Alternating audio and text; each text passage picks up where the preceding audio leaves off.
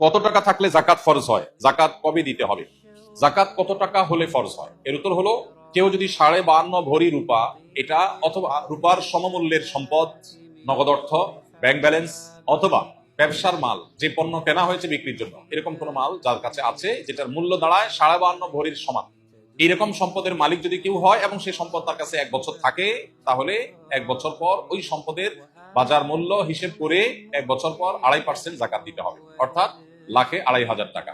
এভাবে হিসাব করে তাকে জাকাত দিতে হবে।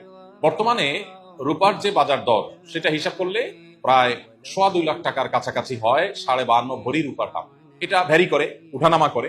একেবারে খুব রিসেন্ট, যে এখন 2026-এর ফেব্রুয়ারি মাস চলছে, এই সময়টাতে রূপার যে বাজার দর আছে সেটা হিসাব করে দেখা গেছে যে 2.25 লাখ টাকার কাছাকাছি। এক্সাক্ট আপনি যখন দিবেন, রূপার দরটা জেনে নিয়ে যে 52.5 ভরি বা 52.5 তোলা রূপার দাম কত, সেটা হিসাব করে যদি দেখেন যে এটা আপনার সম্পদ এই পরিমাণ হয়ে গেছে, তাহলে সবটুকুর জাকাত দিতে হবে। এমন না যে এর অতিরিক্তটা জাকাত, বরং সবটুকুর জাকাত দিতে হবে।